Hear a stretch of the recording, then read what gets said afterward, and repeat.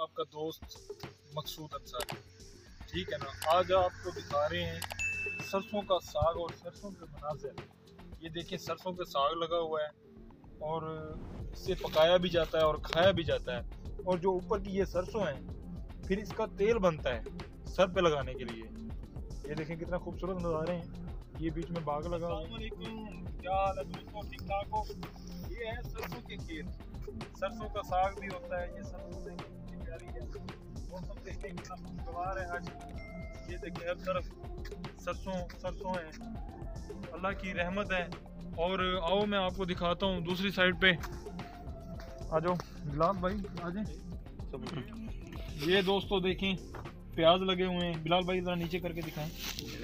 ये देखिए प्याज की फसल है, बिल्कुल तैयार है, अल्लाह खैर करे। ये बहुत जल्द इसको काश्त करेंगे। ये देखें बहुत ज़्यादा तादाद में लगाया हुआ है सामने। ये ज़रा चेक करवाएं ना बिलाल भाई सामने। ये देखिए सारा ये प्याज लगा हुआ है और इंशाल्लाह ये तकरीबन एक हफ्ते तक इसे काश्त करेंगे। ओके, अल्लाह हाफिज़।